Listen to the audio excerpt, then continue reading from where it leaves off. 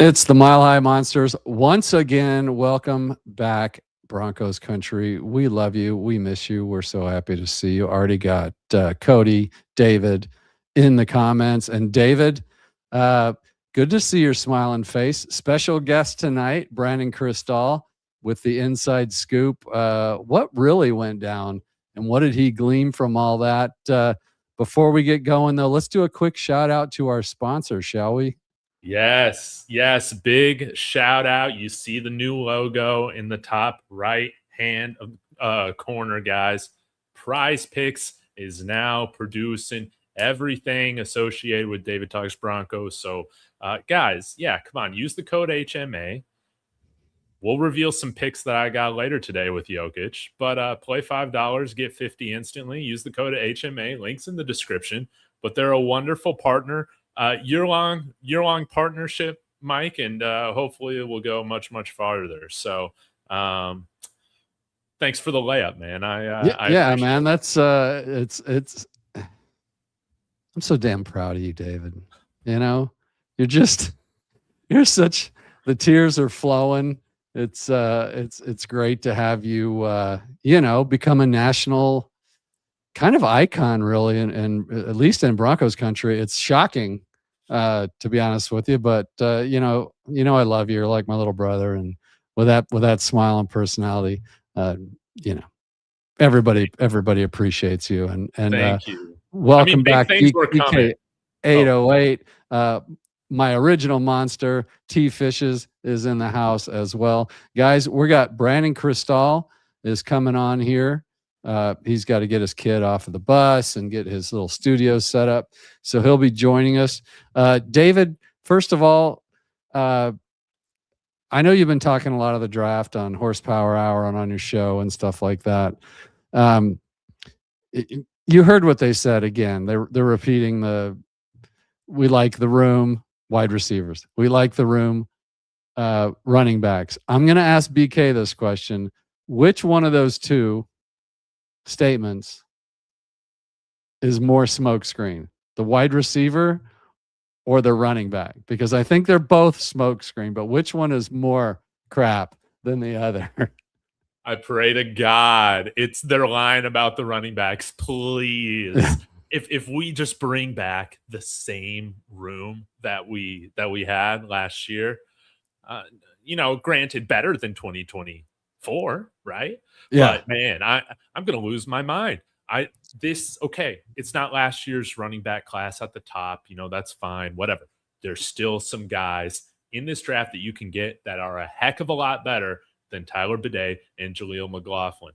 Hats off to them. I would much rather them be on our practice squad than the wide receiver or than on the active roster. Now with the wide receivers, we're complete. The only caveat I will say is they might like this group of 5 plus little Jordan Humphrey, who should be a tight end, but we'll just call him big slot. He doesn't even count. We're not even counting him right now. I do wonder, though. It doesn't happen, but we could draft a wide receiver and keep 6 on the active roster, which would be kind of fun to talk about. I would not hate that, especially with, again, we've been in situations where we've had to throw the ball to Michael Bandy and Lil Jordan Humphrey and those guys. So we got 7 picks right now, Mike. Do we use all of those? Probably not. But if we are, maybe one of those 7 picks should, go to running back and then maybe one at wide receiver. I would welcome that. What do you think? I'd be surprised, honestly, if they don't take a wide receiver late.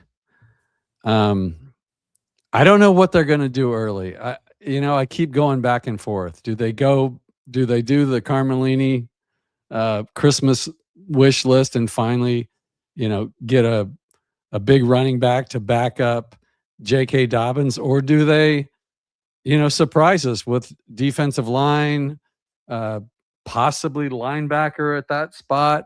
There's some good, and we'll get into this later. Maybe not on this show, but we will obviously before the draft. We'll get in depth on all this stuff.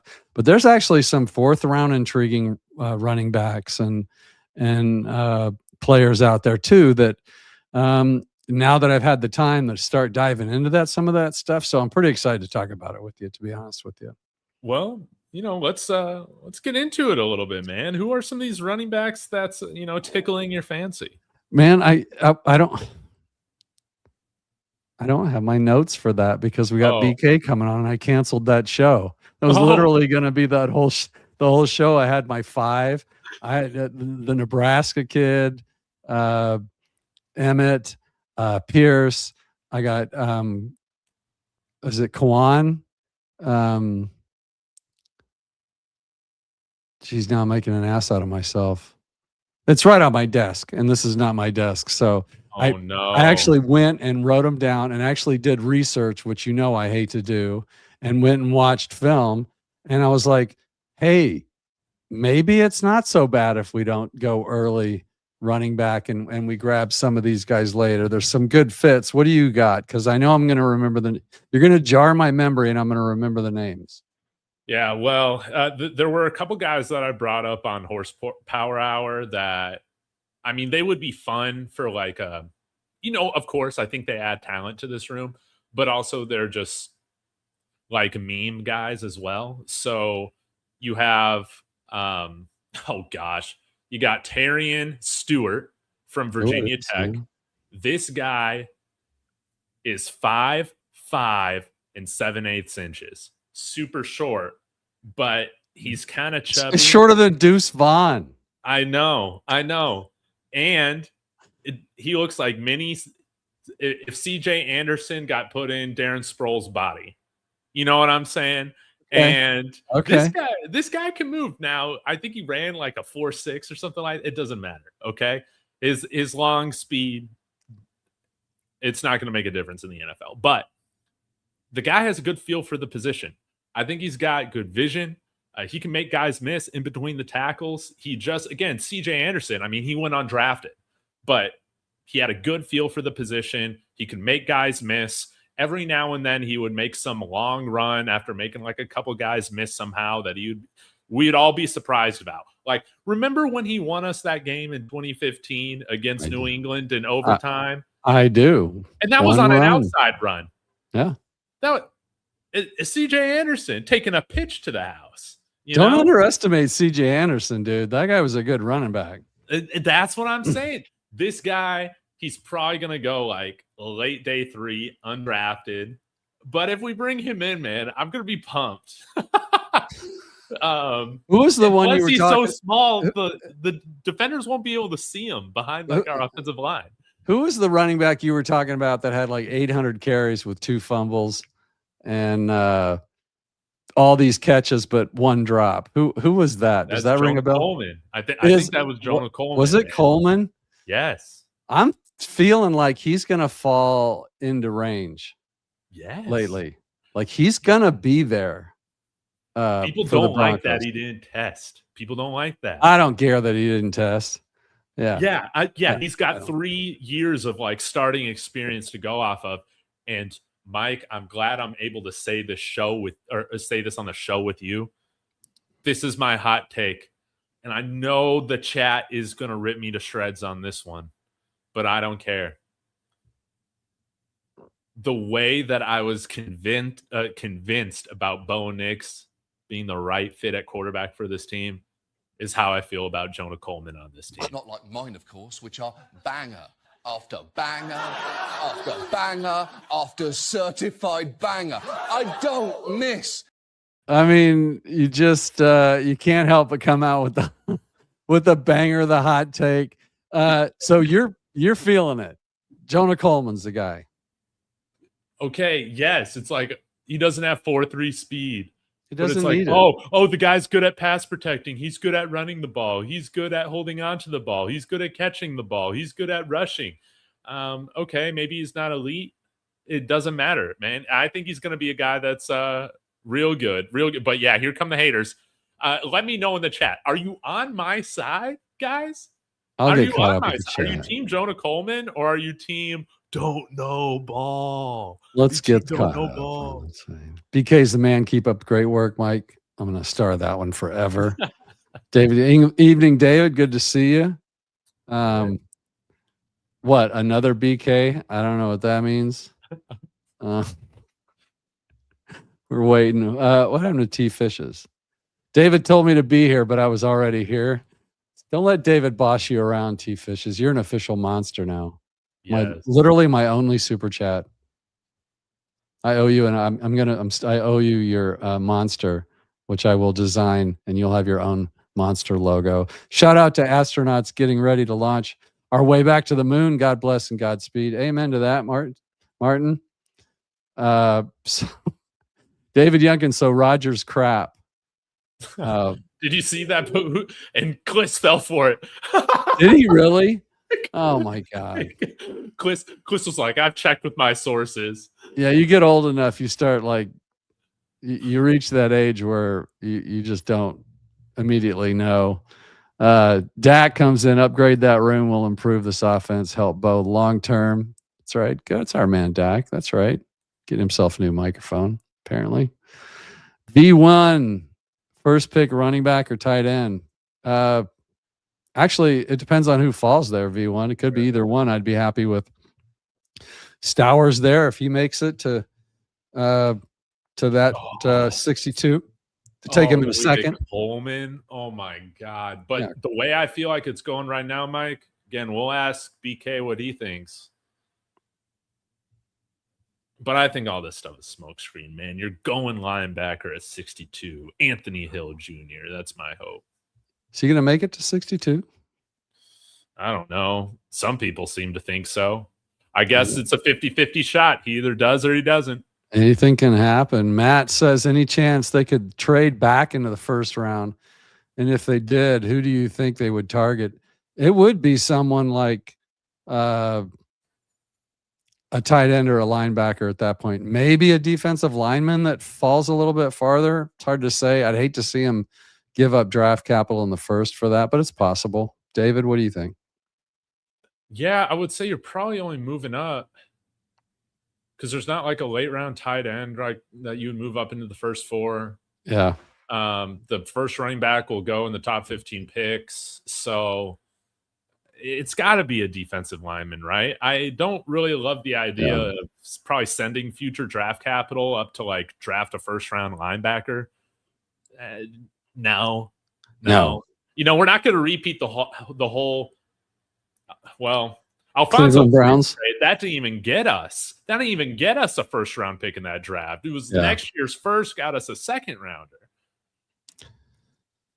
Yep, David, that is true so far. But where monsters aren't giving up on it, RJ. But yeah, he hasn't shown that he's more of a running threat yet. But he had some big plays though.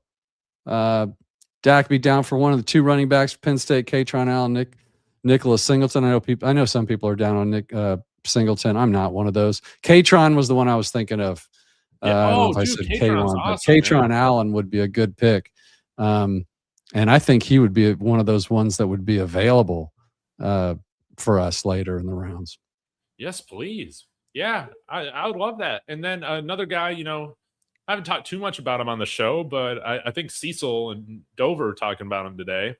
You listen to that? Was Kalen Black. I listen to Cecil, man. You know, you either get great takes or you get just fun takes. Hilarious takes. That's true. That's true. Yeah. But the Indiana running back, Kalen Black, he should be available on day 3, and he's a national champion. I'm cool with more champions coming over here. V1 victory lap. Here comes David's crazy ideas. They're only crazy if they don't work. Yes.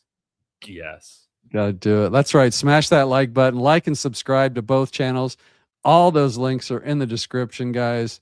David and I are not going anywhere. We're going to be here together all through the season with Zach Seegers at Let's Talk Broncos, David at David Talk Sports, and of course, the Mile High Monsters. We all do every post-game show during the season. And then off-season, here we are, just making it happen. So, yes. For BK. I'm getting my secret message. Let's, and thanks for that, Cody. That's awesome. I got to find you. You're over here. This is how. See, you guys go so fast. I can't keep up with the chats. I do want to before BK comes on, David. Let's take care of a little bit of business, if you wouldn't mind, and thank our sponsor. If I can find it, but you go ahead and start while I find it, because I will. All right. Well, I did. Yes, here we go, guys, with Prize Picks. I'm going to show you my picks today, baby. They're great. Mike, I put a little thing on my screen share you could pull up right here, but I got 3 picks tonight, and Prize Picks is really cool, guys. Download the app. Again, use the code HMA, and yeah, play $5, get 50 instantly. Support me, put some money in my pocket, and let's get rich together, y'all. So here's my picks tonight. Jokic going up against Utah, over 13.5 rebounds. Who's going to get those rebounds against Jokic? Then you got Victor Wembanyama. I think he's definitely going to get over 13.5 rebounds against the short Golden State G League Warriors, no doubt about it. And then Jamal Murray, I got him cooking Utah. Cooked him last time. 24.5 points over. So with Prize Picks, you pick the over or under on these lines that they set for certain players, and you can kind of find different plays to make. So if this power play works out, $750 in my pocket. But guys, you'll want to get signed up, because once college football, NFL season hits too, I mean, you're going to be able to make insane, 3, 5, 7, 10 pick'ems, man. It's going to be a lot of fun. We'll be able to make plays on Bo, on how many yards Dobbins gets, maybe even how many games he gets.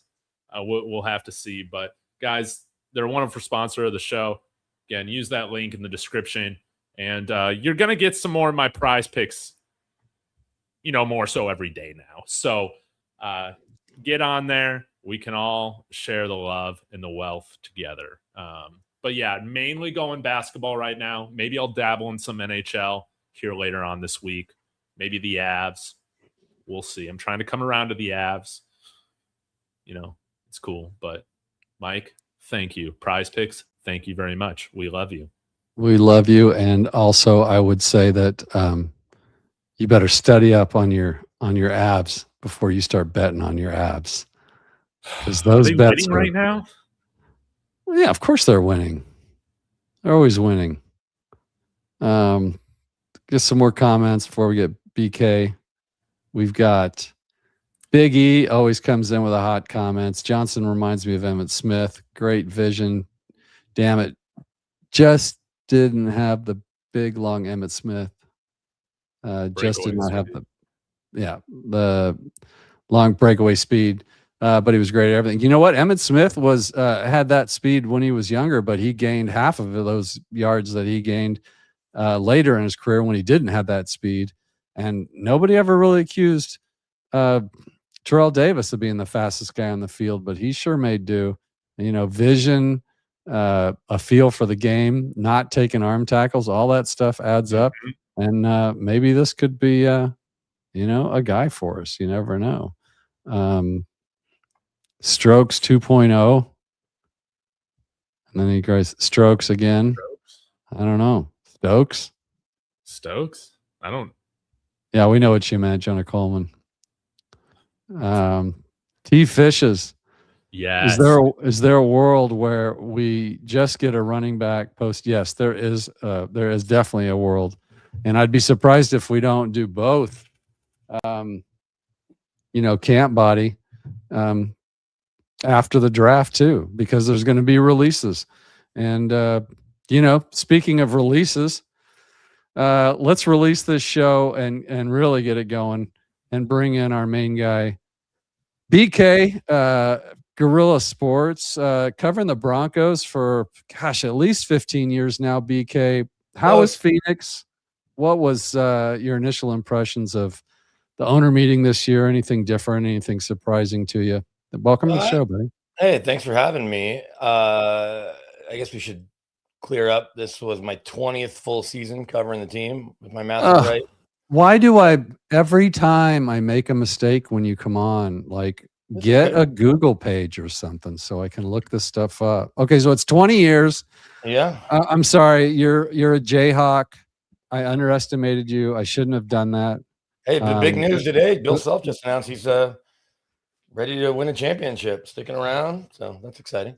Well, it's exciting for you guys have Jayhawks been on fans. it just came out. So 20 years in, yeah, you've been all over the radio. You were Peyton Manning's favorite, obviously. Sure. Behind Stokely. I guess he was a player. There's no doubt about that. I have proof of his love for you right here on the screen. Would you like to just let our viewers know exactly what's going on here? And did that lead to barbecues in the backyard? Or I'm still waiting. Late night text chains or anything? No. Oh, sorry. Can you hear me still? Yeah. My monitor cut out. Sorry, my monitor cut out, and the way I was listening to you cut out because of the stupid cord. Well, you didn't want to hear what I said anyway. Right?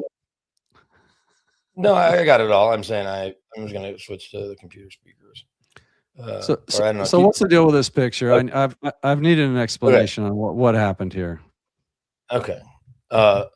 So Brock Osweiler's drafted 6 weeks after Payton signs, not even 5 weeks after Payton signs, because John Elway had known Brock since his son Jack was his, I think, sweet mate there at the Arizona State University. And so I think John had in his mind that Brock was going to be his draft pick no matter what to compete against Tim Tebow. And at the very least, it wasn't going to be Nick Foles. It wasn't going to be Russell Wilson. It wasn't going to be Kirk Cousins. It was going to be Brock Osweiler. But so Brock comes in, he's 6'8". And so mind you, Peyton's been there for 5 weeks. I'd say we met him at the owners' meetings. This is not the owners' meetings, at his introductory press conference. I happened to be the day he was introduced in Denver at my grandfather's funeral, which is nobody's fault. He lived a good life. He was 95. So I wasn't even there for the initial press conference. This might have been the second time we talked to him. Maybe it was the third, but it was the first time after a practice. So it probably was the second, now that I think about it, right? Because if he signed, I think he agreed to do it on St. Patty's Day, give or take. It was March for sure. Yeah, so you're talking March 17th. And then this would have been like May, sometime early May. And so I said to him, as this is near the end of the press conference, I said, or scrum or whatever you want to call this, I said, Brock Osweiler at 6'8", that's got to be pretty unique for you looking up to a quarterback that's taller than you. He goes, yeah, you've probably been doing it your whole life.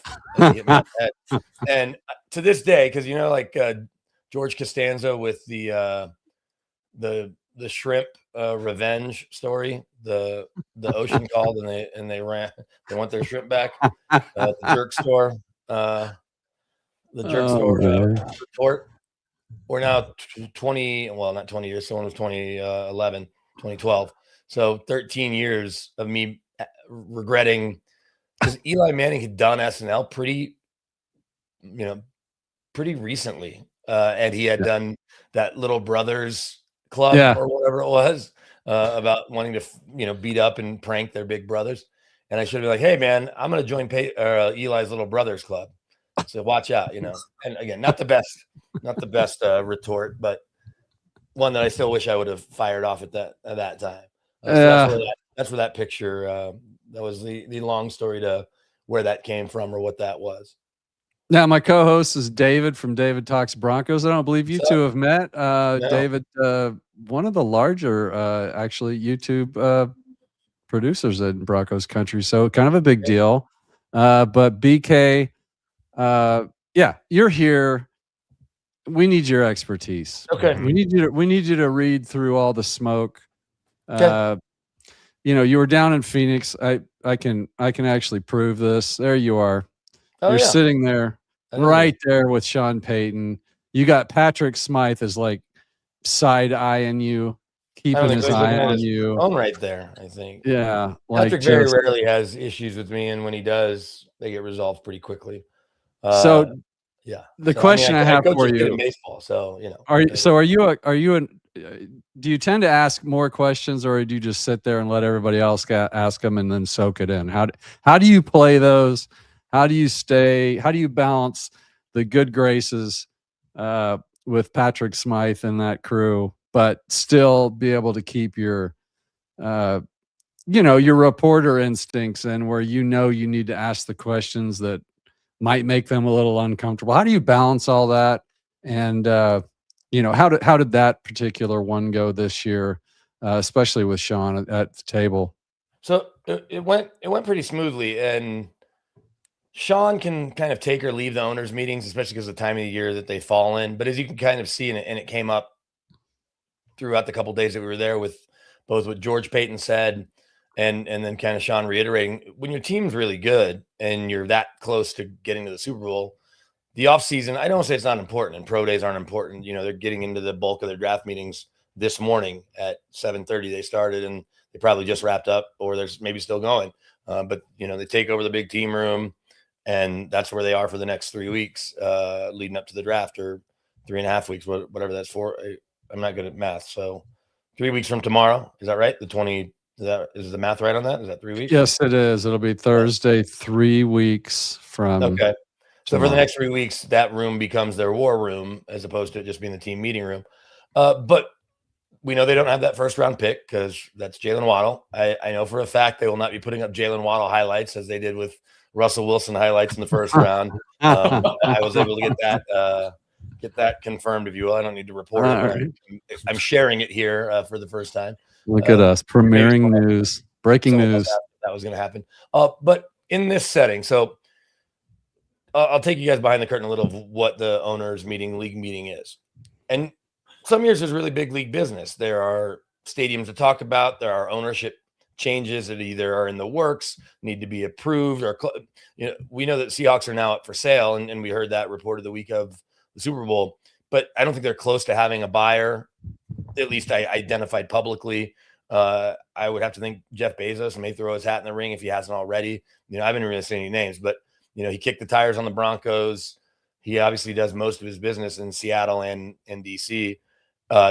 Didn't really get into the Commanders, the sale of the Commanders, of the bidding war there.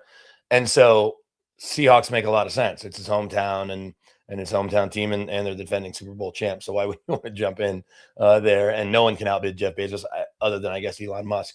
And we don't think he's gonna be in a hurry to do that. So the owners' meetings start typically on Sunday, and there's been some years when we would talk to John Elway on Sunday because that's when he wanted to talk, and it didn't interfere with meetings. But then Sunday night they do a welcome event for the league, so you have to be part of the team, which means your coach, GM, support staff, media relations, anyone there, the legal counsel that might be there for a team, or a team president, or a CFO, whatever.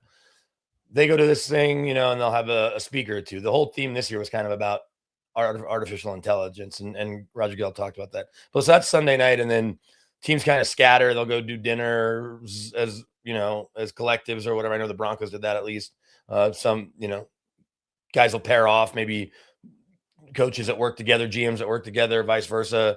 They might go get dinner with because almost everybody brings their significant other, and lots of times they bring their kids, depending on the kids' ages. And then people kind of hang out a little bit Sunday night. Then Monday morning at 7:45, as well as Tuesday morning at 7:45, either the AFC or NFC coaches talk. It used to be an hour, then it was 45 minutes. Now it's 30 minutes. And those round tables, it's the most inconvenient physical setting you could do something like that. Because it used to really be you'd sit there and eat breakfast and just kind of shoot the. Am I allowed to use profanity? Yeah. For the sake of the story, I was just going to say you could shoot the shit is what you would do. That was what it originally was. There are also a lot less people that would attend. It'd be even in a place like Denver, who we know has great media, but let's say you probably still only had 6 to 7 people there max. And I'm not doing that for any kids' benefits, certainly my own. But it was never, there weren't dozens of people. We had, as you saw in that picture that you put up, every one of us that covers the team on a regular basis, save for Jeff Legwold, was there. And Troy Rank, who doesn't even cover the team anymore, but as a columnist, still there. But any of us that, would consider ourselves beat reporters, if you look, you can see that's the guy with the white hair. So we want to go right to left. You got Kliss, That is Williamson, Mike. That's Troy. Kevin Seifert from ESPN, who just kind of Okay. listened. And he might have asked a question. So you see Parker Gabriel's head, the dark hair to the right. I guess I could do it on the screen, but my hand's not going to work because I can't get up unless you could put it behind me. So then you see Nick Kosmider very clearly, tall, well defined. And you see Mike Kliss. You see Chris Thomason. You see Troy Rank. Then you see the two cameras. That's 9 News, Brian from 9 News, Austin from the Broncos. Then you have me, Andrew Mason. Then right next to Mace is Eric Dalala from DNVR, and you also have Luka. Dalala is with the DNVR now? Denver Broncos. And is that Luka right behind Smythe? That's Luka right next to him, Okay. and then somewhere we just can't see his head. Zach Stevens is either sitting next to Parker or next to Luka. Zach is there also somewhere. Well, let's be honest. Zach could be sitting right next to you, and we wouldn't see him. He's tiny. He is slight. He is slight. Yeah. But so this year, the last couple of years, the Broncos have been, the AFC has been the Monday availability, and the NFC has been the Tuesday availability. For no real rhyme or reason. And I think they're supposed to flip-flop it, but they just haven't the last couple of years. This year they did. And the reason that's significant is because then after they do this, there's meetings, and some coaches need to be in them some of the day. There's, a couple that are like kind of coach and GM meetings, or there's separate coach meetings kept, while the owners are in their meetings. And then there'll be the rules presentation of the coaches and GMs. They'll talk with their owners, then the owners will potentially vote on stuff. But as we saw in Jay Glazer's video, 28 of 32 coaches were poolside between the hours of about 1 and 6 on Monday. Well, after that is this big cocktail event, and you must be credentialed. But if you're credentialed, whether you're on the team side or you're just a media drag like the rest of us, you can be at this event. No reporting, no video, no notes out. Don't get your phone out. And I'm not saying people haven't taken pictures. I'm saying no one's taking, but you're not going up and asking Goodell for a selfie. It's hang out and try to be cool, which is not always easy for certain members of the media across the entire world, but certainly not just as it relates to Denver media and how we interact with the Denver brass, but Broncos brass. But very first time I ever went, I am walking up to the bar. I didn't even know about this event. But I was told, hey, Brandon, you're going to or asked, are you going to the event? I was like, yeah, what? They're like, oh, there's a cocktail party. It's way more than a cocktail party. They just can't call it a dinner because it's not like formal seating or whatever. But there's enough food. You could have dinner for 3 days. Anyway. So that's always Monday night. But to tell you the story, Ozzie Newsome's at the bar, and these two older dudes that cover the Ravens have their notepads out, and they're dressed like they've never been to a party in their lives. They look like sports writers, and they're like, hey, Ozzie, can we ask you a question? He's like, I'm just trying to get a Bud Light. And luckily for them, and maybe for all of us, I am on the other side and go, hey, Ozzie, I'm just trying to get a Bud Light too. Hey, I'm Brandon KRISZTAL. By the way, I work with Dave Logan, and he turns to me. Oh, I love Dave Logan. These guys kind of, wither away. And thankfully they haven't stopped inviting us. Now, you can get credentialed to the Super Bowl week if you work for an outlet. You can really get credentialed to the Combine too. If you go through the process and the league thinks that you're, worthy of being there, if you will. They're not in a hurry to credential people to the annual meeting that are just on the fringe. And I'm not trying to be critical of anyone who's trying to. No, I understand what you mean, though. Yeah. Right. And they also limit outlets. If let's say Guerillasports wanted to bring 8 people, we couldn't. I guess it depends on who the people are. But if I'm like, oh, I got at the Super Bowl this year, we had 11 people. DNVR is going to have a bunch of people that they could if they wanted to bring, not just Zach, but a couple other their guys, that you see on their podcasts or whatever, Henry, Ryan Koenigsberg, those guys. And so it's they try to keep it a little more exclusive because you do get this access beyond the formal availability. You saw the George Payton press conference, media scrum, whatever. We talked to Demani Leach, we talked to Greg Penner, but now it's down to a half hour. And I think Sean actually, who can go longer than the allotted time, went 28 minutes. So he was a little under it. He also might have gotten there late and had the meeting he had to get to at 8:30 like everybody else did. But Sean, as we sat down, and I pointed out Kevin Seifert in that picture, there was a bunch of people around us because Sean's just interesting. And because the Broncos didn't make moves, it was the first time he was talking since the Jalen Waddle They didn't make a lot of moves, I should say. Externally, it was the first time he was speaking publicly since the Jalen Waddle trade, other than to Kay Adams, I think, at the flag football event, because he wasn't in town Super Bowl week. I'm not even sure he was in the country. I don't believe. And It's so wherever he can find Kay Adams, that's where he's going to be. well, it worked out that she was doing all the emceeing for the flag football event. Yeah. So she talked to him last week, because I even asked her, I was like, "Hey, is Sean coming on your show?" She's like, "No, I talked to him last week. I didn't want to bug him." I was like, "Oh, okay." I did. I missed their chat. But anyway, he very quickly shuts down. Like, I think Mike Kliss or Chris Thompson asked the first question, maybe Parker, Jalen Waddle trade, right? And then somebody nearby is like, "Hey," he goes, no, I'm going the locals first. And he did all of us. We kind of, and it wasn't really in order. And you asked about me asking questions. Luke Evans, who's a really good reporter, a really good writer, if we were going to track unofficially most questions, he has to ask them most. Yeah. I'm not saying anything to try to get him in any kind of trouble. Luke is an inquisitive kid. He's new on the beat. He has interesting questions a lot of He the does time. have good questions, though. Yeah. And he's not just asking stuff to hear himself talk. Okay, it's stuff he wants to write. It's stuff he thinks might be, he might be onto something. And so I'll give him credit. It's just there's no way volume-wise any of us can keep up. We all could, we just aren't. And so just kind of ping pong in between us. Then he finally because I didn't get my one question was about the schedule and Davis Webb, and because he's so regimented in April's for running and lifting. That's what Parcells always said. We're going to get into football till May. Well, now May is for running and lifting. They're going to do their football on-field work in June.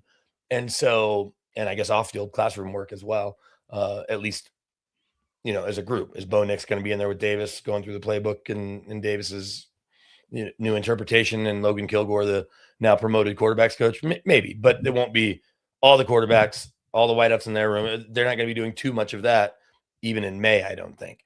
And so that was my one question. That came about 18 minutes in. He then takes a couple other questions. Ben Boland from the Boston Globe asked him a question. Then actually when Sean stood up, he kind of followed up. But he didn't end up really doing much. He's like, inner circle. And what was interesting was the night before, I mentioned Broncos brass. So Damani Leach is there. George Payton's there. Greg Penner and Kerry Walton Penner and Rob Walton, who actually lives down in Arizona most of the time.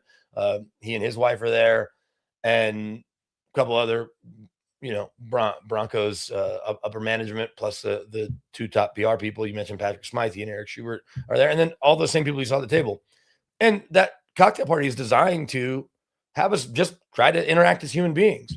And I think we did relatively successfully. There were no issues in terms of somebody having a little too many drinks or whatever it may be, or somebody overstepping, or somebody putting their foot in their mouth, or somebody bothering anyone, or sitting down next to Sean, or Sean and his wife, or trying to talk to Greg and Kerry was the first one that kind of, because they were all kind of in this little corner. I say corner, it was a huge party, but like where they were sitting on this couch, Kerry stood up and started talking to Zach and Nick and maybe Eric Lala for like a half hour. So I sat down and I started talking with Greg and Sean, and then Parker sat down. So we'd all spent a lot of time kind of talking to each other, and it was without question the longest any of us had talked to Greg and Kerry in a, I don't think I'm betraying any trust, because we were just talking, there wasn't, hey, what'd you think about it? We were talking about kids and life and grandkids, Greg and Kerry had their first grandkid who's a year old now. And so that was, fun to talk about. And talking to Sean, his daughter's having a baby. Sean's about to be a grandfather for the first time. Kelly Van Callaghan, formerly Kelly Klein, who's Georgia's right-hand woman, she is due with her second kiddo in June. And so they've got their 18-month-old there, and her husband's with them. And so it's a good, we're talking to George about his kids' hockey. And so that, because Sean in the season can be a challenge for sure, but he's gone out of his way, whether it be in the offseason, at the combine, or at events like this. And this year, more than most, it felt like, and it does help when you've got a really good team, you feel good about where you are. So this is the longest answer I could give you to what I asked. But it has to be the longest answer. It's the longest answer I've ever gotten on this show. Yeah, but I'm trying to color it up a little bit as far as just what was going on, and so and because there aren't a lot of questions about we can get into the minutia of the team, But in that setting, as opposed to kind of during draft weekend and as we get into OTAs, because the question I asked George was about the roster retention. They returned 84% of their roster last year. And he's like, oh, I didn't know that number, because he and I talked a little bit after. And he's like, but that was a good question. And I was like, I think your number might be higher. And as he acknowledged when we were just chatting, it was like, it depends on how the 53 actually breaks down on week 1 or whatever. But when you return your whole O-line, your whole wide receiver room, your whole tight end room, yes, you added Waddle. Yes, you lost Greenline and obviously PJ Locke. And you're going to add some pieces and JFM too, of course. You're in your roster retention is going to be high. It's going to probably be touching 90 or close to it. But when you're a broken ankle away from what felt like a Super Bowl trip, and maybe even just a Jarrett Stidham fumble away from a Super Bowl trip, and your contracts are structured that you can keep most of these guys in large part to having a QB on a rookie deal, there's not that much to get into. So I think the most interesting football thing, honestly, was Jonah Ellis getting snaps at inside linebacker because of what that domino effect could mean on the outside, as well as what it means potentially on the inside and how they approach the draft. And Jonah's a really good football player. And so I think, unlike Baron Browning's move back and forth from inside and outside, which is what he did at Ohio State, or Drew Sanders, who we don't really know if Drew Sanders can play either spot well in the NFL, because unfortunately he's been bit by the injury bug about as much as anyone not named Jake Butt here in a Broncos uniform in the last decade, if not more so. But it was one of those, it was a good couple of days. It was a good 30-minute chat, but Sean wasn't really in a bad mood. There's not a lot to be in a bad mood about. They were excited about Waddle. They're excited about Davis Webb. The only time Davis even really came up was when I asked about the offseason, having Davis calling plays. Is that going to change, their calendar or whatever, or how he approaches time? He's like, no, not at all. Because ultimately they are running Sean Payton's offense. Yep. It's Davis's interpretation. So he's not coming in with, here's 100 new plays and they're called this, and that. It's okay. Whatever, red right, X-Jet, 42 motion. That's that play. It's not changing names. He wants to run it on first down here and again on first, and he wants to run this play here. So it'll be about play sequencing as much as anything, not that Davis is coming in with his new offense. That may happen when Davis becomes either a head coach or an OC somewhere else. But right now it will just be Davis's evolution of Sean's offense. We've talked about that on the show, BK, and I find it interesting you bring it up. Like, it's more going to be like he's going to put his stamp on Sean Payton's offense. It's not going to be the Davis Webb offense. That will come later when he gets his own stuff. David, do you have any questions for BK here? Sounds like some shorter answers. I wanted to hit on Jonah Ellis a little bit more. When Sean Payton first talked about it, I've thought about, well, they kind of were talking a lot about J.J. McCarthy a couple of years ago, or they did a good job of keeping Drew Sanders' injury under wraps. And we didn't know that they were going to be drafting like Jonah Ellis with the 3rd round pick, that they were looking at edge after they had talked about moving him. I'm curious, like, we all know what Sean said, but I'm curious, like, what you and a lot of the other media members there thought. Is it something that they're seriously looking at, or do you think it's more of a smokescreen play to hopefully get a guy, at 62 or move up to go get a guy that maybe the rest of the league doesn't expect them to do? Well, we thought that they'd be in the inside linebacker business, and I'm guessing they thought that however it was going to shake out, at least as of now, at 30, without having to jump maybe way up, so maybe even at 27, 28, 25, 26, that they weren't, or slide back, maybe even in the 2nd round and get us another 2nd round, whatever, maybe, or another 1st rounder from a team that wants to jump back in and have that 5th year control. That they didn't think they could land, whether it's a linebacker from Georgia or, if they like the kid from Texas Tech, whomever they may like, they just maybe didn't think they could get him at 30. I don't think you're saying this because it means that at 62, you're definitely taking a linebacker, because that's too hard to predict. And, there's maybe some thinking that moving Jonah inside, because we get to the football part of just that, means now they might take an edge player. If there's an edge guy at 62 that they love, that they've got a 1st round grade on, that inexplicably is there at 62. if I'm not mistaken, Nick Benito was taken right around there. Yep. In the second round. I think he was 62 or 64, and Marvin Mims was 62 or 64. Without checking my math, that's what at least memory serves. But it also, just looking at the football part of it, is Jonah Ellis is a really good football player.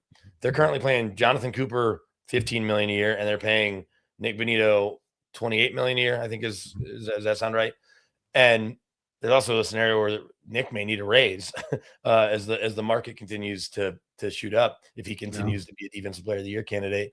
But you can't then sign Jonah Ellis in a year or so at the end of his third year for whatever for $15 million. Like, the math doesn't add up, and there's no reason to think Cooper is going to drop off. So in order to keep Jonah Ellis in your building long term, you've got to get him on the field as much as possible. Also, Alex Singleton is now in his 30s, and we know he's battled injuries.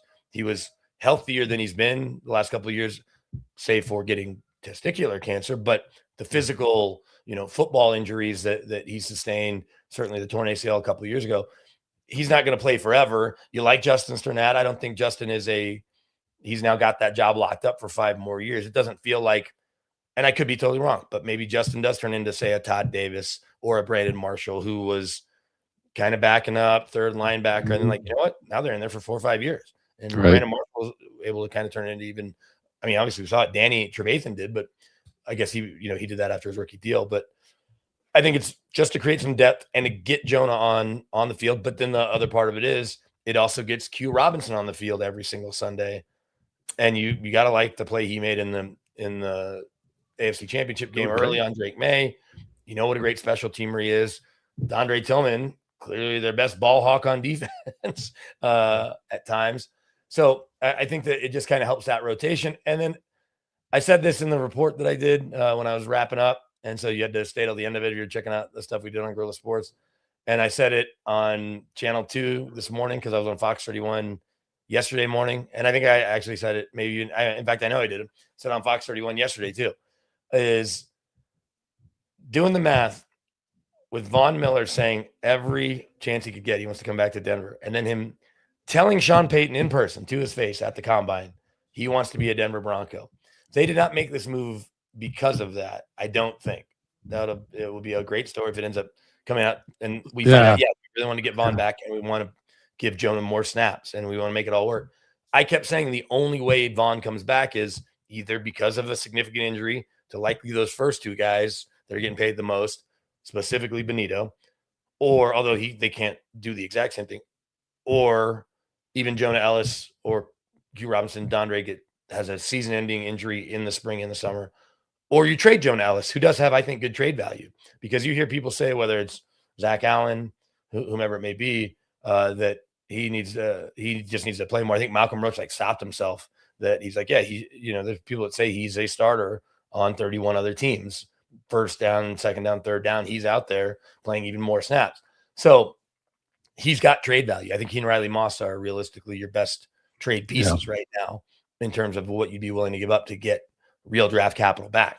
But it would be fun if the domino effect ends up being that Jonah's playing so well that he is part of that inside linebacker rotation. And he's probably still going to be part of the pass rush rotation when needed, especially if Cooper rolls an ankle, Benito sprains his knee, and they have to miss a game or 2. It'd be silly if nothing else changes, significantly. No Von Miller in the building, no draft pick that's second round, third rounder. And so you need Jonah to jump outside because Sternad and Singleton and whoever else is in that mix are healthy. They're not just abandoning it. That's why he's saying he's getting some snaps at linebacker. Sean isn't saying he's moving to be our starting Mike linebacker. If that ends up coming to pass, then that's a different conversation. And maybe it will. But I promise I'd give shorter answers. That was slightly shorter. That to me is the most interesting football thing that we heard.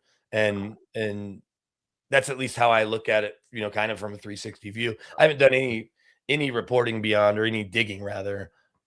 Does that mean Von's coming? But they likely wouldn't tell us anyway, even the people that I trust that'll maybe share a little bit more with me inside that building, because they may not be there just yet. And Jonah may not work at inside linebacker. They may decide that this isn't the right fit like they did with Baron Brown. Yeah. I had one more question to BK. This is more on the referee side. the collective bargaining with the referees. What, for people who might not be super in the know right now, what right now is the big tipping point on this deal getting done or not getting done? And because, I mean, we were all traumatized by the replacement refs last time they were around. Is the NFL, are they serious about, risking the product again if they're not getting the deal that they want from the referees? Yeah, the NFL has the leverage because they can do a few things. Now, I don't know. I didn't pay enough attention last time to see where the replacement referees are coming from, because conventional thinking is, oh, we'll just get the best college refs from the Big 12, from the from the ACC, from the SEC and Big 10, have them work Saturdays and have them work Sunday, whatever, or pay them to come work in the NFL and just let them on into the NFL and let the other guys go figure out how to find a job in college and they can flip flop.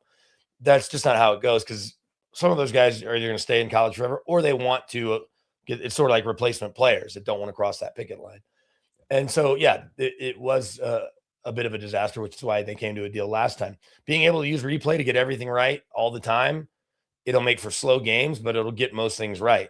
And you're not going to have the ticky-tack crap called, I think. Like, they're not going to worry about neutral zone stuff and wide receiver. I mean, if it's egregious, it's egregious, but refs aren't going to miss if the wideout's lined up on the other side of the defensive line. I don't care, even if they're, junior high refs or flag football, 12-year-old kids watching 8-year-old kids play, But the biggest sticking point, and this is, I don't have this on the record, but talking to a longtime coach that I had a chance to chat with in Phoenix, this is on the refs not wanting to be full-time employees. So it's not that the NFL is not willing to make them full-time employees. They already pay them great, right? We know that the top refs are north of 150 grand and maybe even more. But how many times? 350 for some. Yeah. How many times did we ever hear that Ed Hockley is also a lawyer? Right. Yeah. And we found this out. I don't know how many people knew this, but once he started doing TV, we were reminded Gene Steratore worked 50 college basketball games a year and did Final Fours and all that. Because when he first showed up on the NCAA, tournament coverage, everybody's like, why is the NFL ref talking about refs? And they showed video of him in big college games. There was Steratore. And so they want to be able to, quote unquote, double dip. And so I think that's in a lot of ways the sticking point, that the NFL is like, okay, we're willing to give you, maybe whatever some of your demands are, but we want you to be under our umbrella officially and be full-time officials, because the conversation of, oh, well, what are they doing for the other 6 months of the year when they could be reffing college basketball? Well, they could also be at practices. They could be at OTs. They can be in clinics. They can be giving clinics. They can be working with younger refs and creating their own farm system and working with even these other leagues, the UFL and other leagues that might pop up. And the NFL will find stuff for them to do in the 6 months that isn't in season. So while I don't know if that was said publicly, I think that that's kind of the conventional thought, is that this isn't the NFL trying to screw the refs. It's the refs kind of want to have their cake and eat it too. Wonderfully said. Yeah, they offered him a 10% raise. And real quick, the only thing they're not getting as non-full-time employees is benefits. They will happily give them health care. Yeah. Just like they give the CF or whatever, the accountants at the league office. And, the guy that we met with yesterday was really fascinating is this guy, Nick, I can't remember his last name. He's in charge of all the fields across the league. Like, he is the field czar. And we thought he gets benefit, and the PR people from the league get benefit. Like, they'll give how many refs are there? 150 refs, give or take. It's hard to tell, but there's a lot of 3-digit numbers now. 100 and something refs. They'll give them all healthcare and dental and vision and a 401k. That's really, the NFL is not going to have a problem with that for 100+ employees. So, and I can't believe that it's 100%. Like, I have to believe that there's enough of them that want this, but I also I'm a little jaded. Like, I feel like it's almost like a Congress, where you've got your big shots who kind of rule the roost, and then you got all your other reps, and they're like, well, you're voting this way until we tell you different. And that's going to be almost any union, right, Mike? Right. Like in America, if any collective group that is, a single entity, even if they're all individuals that make that up, they operate. I mean, they are a referees union. They're going to have to go with whatever the prevailing popular opinion is, maybe not the one that you want as a rep. Or as an official. But it's kind of one of those things like, we know the baseball strike or lockouts likely to happen December 1st. Okay. Talk to me, February 15th, March 1st, March 15th, as we're getting closer to games. Let's see when August rolls around and we got the Hall of Fame game on the horizon, and refs are supposed to be coming to training camp to tell us about the new points of emphasis and what are they going to be looking for and what are they trying to correct that they didn't necessarily hammer last year. What did they hammer too much last year that they're dialing back? We get that every year from seemingly one of the refs named Walt. So what is it? Always a BK, is it Andrew Brandt that always says deadlines spur actions, right? Deadlines spur action, exactly. And that's probably what's going to happen here. Yeah. David, I know you got to get out of here in about 5 minutes. David, you got any questions for BK before I kick you off the show? Okay, we still got some cap space left. Maybe you want to go in with, a handful of millions, obviously, in the regular season, but I still think that there would be, a move or two left, even if it's not like a super big or sexy move. Maybe we sign, a second outside free agent here after the draft. That'd be pretty sick.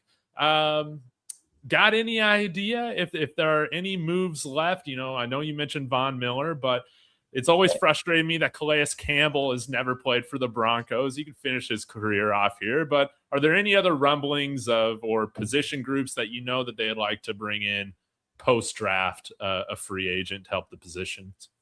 I don't think there's anything that's glaring, and maybe I'm a little biased because he's a co-owner in my company, and I don't think the Broncos have had any talks with him, certainly not extensively and certainly not directly. But I'd love to see Shelby Harris, who spends the offseason here in Denver. Obviously, you hear him on KOA. He's obviously doing stuff with us at Gorilla all offseason. He's got at least another year or two as he's playing his best football in his mid-30s. And I know it helps having Myles Garrett next to you, but Shelby on his own was making plenty of plays. Atlanta has shown interest. Shelby was just visiting New York. He was posting that on social media and talking to people down at the league officers, teams that want him. The Browns want him back. I heard that a couple other teams are interested. Losing JFM is one thing, and being excited about what you have with Ini Uwazurike, you're getting Matt Henningsen back. Let's see how he responds from injury. And obviously, you drafted Savion Jones. But you could use a little bit of that money on Shelby, and it's not going to cost you too much. It'll cost you less than Vaughn will, that's for sure. And I don't even know what that market is because that's not really my business, so to speak, until he becomes a Bronco. I'm not aware of the market in general at that, but that's at least one name. But when they restructured those deals a couple of weeks ago, I reached out to someone with the team and asked, is this to make a move or is it just to create a little more space? Because the thing that fans don't realize all the time, I'm saying all fans, is okay, you pay your rookies, and let's just say after you pay your rookies, so there's what's the number now? Is it about 18 million or so? It's right there. Mm-hmm. Okay, so you don't have to pay a first rounder, so that's going to save you some money. You don't have to pay a third rounder as of now, so that's going to save you some money.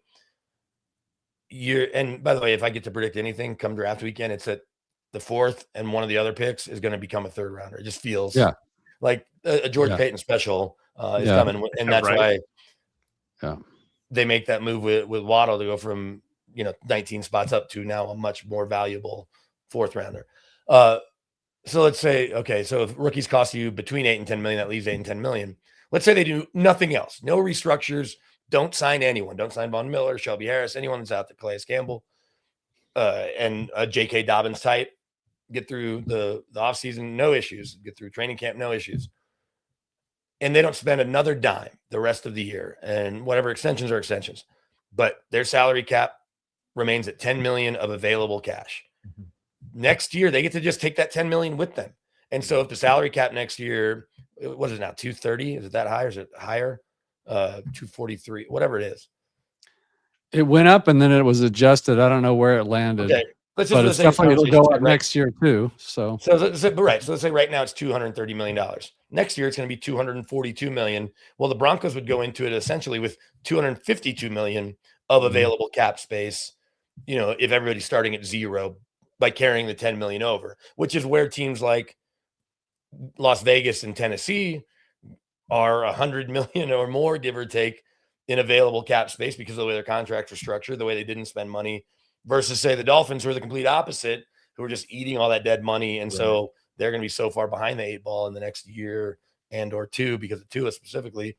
But so I don't think that it's with a move in mind. I think they created their own rainy day fund, especially in a world where if you looked at that report that came out about voidable years, Sean, it's not as bad as it was in New Orleans, but they're in the top 5 or 6 avoidable contracts right now. So having some buffer to kind of get caught up on that a little bit or give you a little cushion going forward isn't the worst idea either. No, that's great. BK, I got to run to another show, but thanks so much. I'll let you wrap up with Mike, but thank you so much for coming on, for your time. Yeah, sorry for the long answers, but hope gave you a little bit of detail. No, it was great. Yeah, I love hearing the ins and outs and the stories, and it looks, based on our viewership, it looks like everybody else does too. So Ron David Harder said, "This is a great show today. Very interesting, learning things I didn't know. Love it, guys." So that is a great review. I appreciate you having me, David. Enjoy your other show. I'm sure it's going to go maybe not as great as this, but also really well. No, it couldn't possibly go as great as this. It's probably is it a buff show? Yeah. Okay, so, all right. Maybe we can get to bowl eligibility. But every year at those meetings, the buffs are talked about a little less. And this year there was the only conversation is how much longer is Coach Prime going to be there? And that wasn't even much of a I mean like that. I'm saying it's not that people aren't interested. It's more like, give us a reason to be interested.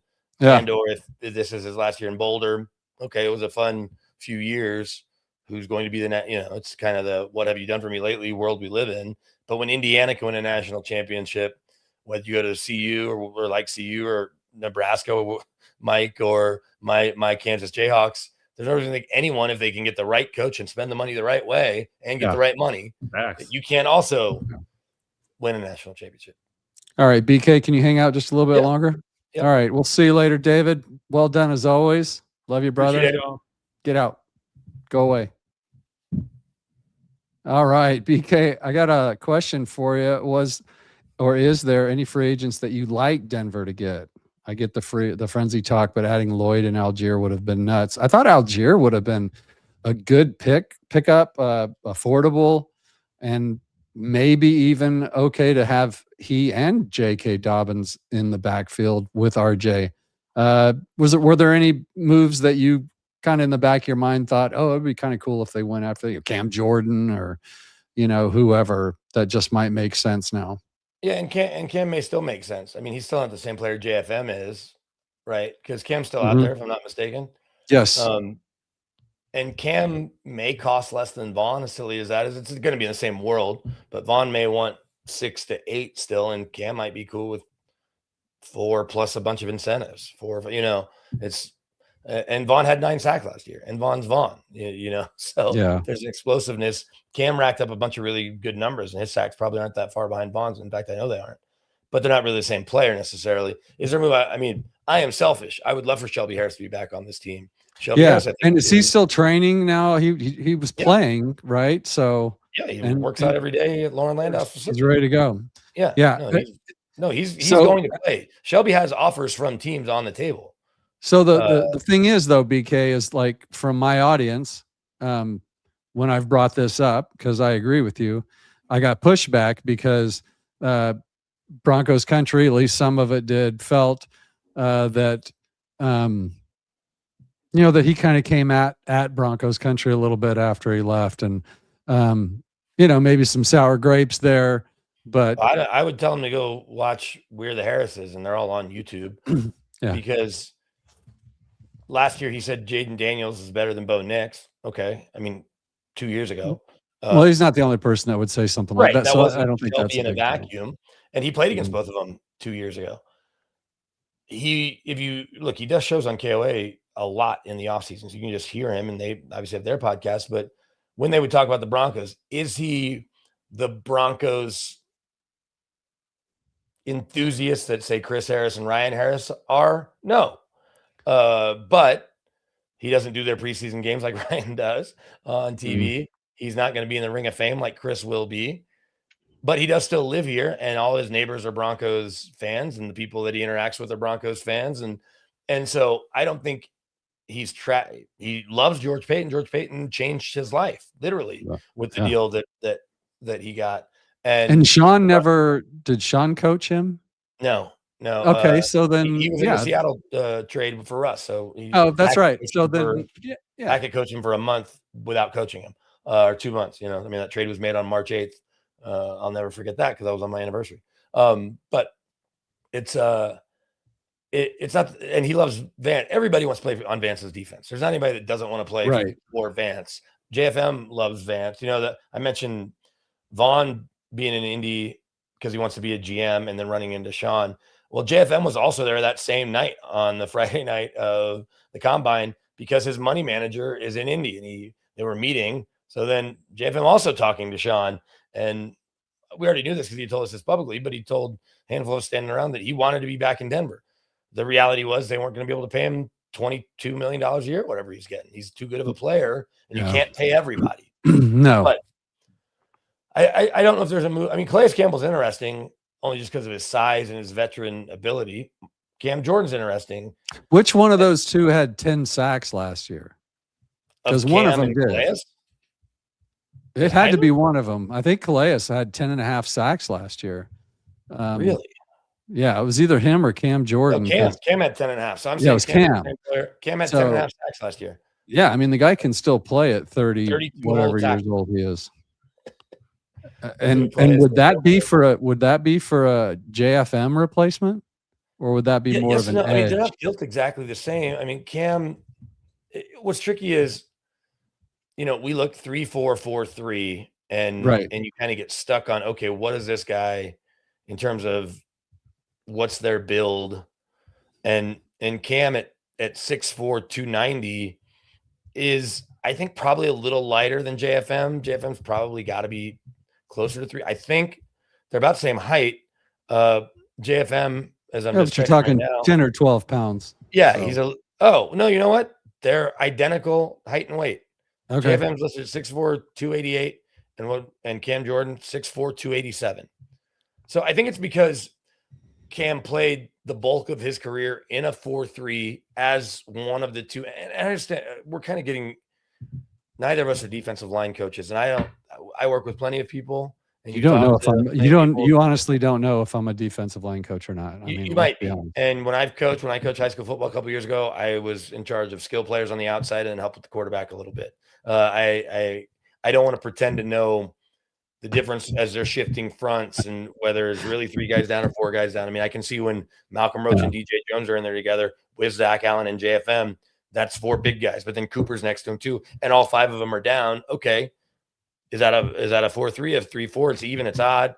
Right. Point being, stylistically, I don't think JFM and Cam Jordan are the same kind of player. Cam is probably more like Jonathan Cooper, a Sam linebacker that is going to have his hand in the dirt, but also will be up some.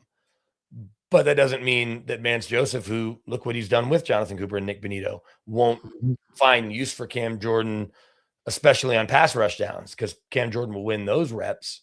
And so, look, Cam's been great to talk to over the years. He's one of those guys that you go to enough stuff, and because he works kind of with the league at NFL Network some in the offseason. I mean, I've been talking to Cam going back to Super Bowl in Minnesota, like just hanging out with him and seeing him at the draft and at these events. Yeah. The couple of years I went to the draft in Chicago, at the Super Bowl every year, and randomly, I think he was at the league meetings one year, at the owners' meetings. So, and Sean loves him, and he loves Sean. At a Super Bowl event last year, like a private event that a friend of mine was, his family's company was doing, Cam was one of their 2 paid, guests for the night, along with George Kittle. So I hung out with Cam all night. He's just a really good dude. He came on with Shelby and Woody Page at the Super Bowl, and he would be great in the locker room, different than the way Vaughn would be. But he obviously, with 10.5 sacks, still has some good football, which means someone's maybe going to pay him more than the Broncos are, or he's really just taking his time to see, okay, where do I really want to go? And maybe he looks at, waits till the draft happens and then says, okay, what's the best scenario? But I don't think there's a player that let me throw it back at you, Mike. Is there a player that's sitting out there right now that you want, or that you'd be like, oh, okay, that's interesting? Well, I think Cam would be one of them. You want them to sign Cam Jordan? I do. I thought with the money they had, with the cap room they had, that they could afford him, and I thought that would be a good fit. Loves the Broncos, loves the coaching staff, it just seemed too good to be true, and it may happen. We don't know, but everybody else essentially is gone. I see names like Njoku or running backs running around that I'd be fine with, but like sitting here right now, when you look at that roster that we brought back, 21 of 22 starters, you've got and we didn't even get into the Jade Barron Moss conundrum, but I mean, so it's nice to not have what I would call a desperate need or a glaring need, but I think they obviously know they need a couple pieces, and I think they'll get them.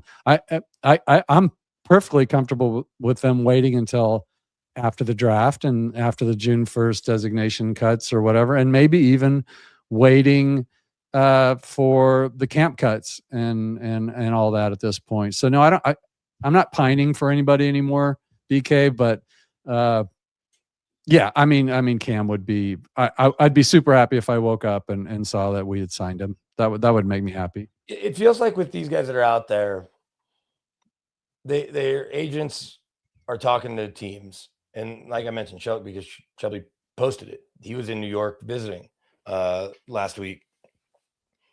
That they don't need to be in a hurry because these offseason programs aren't starting until April 20th.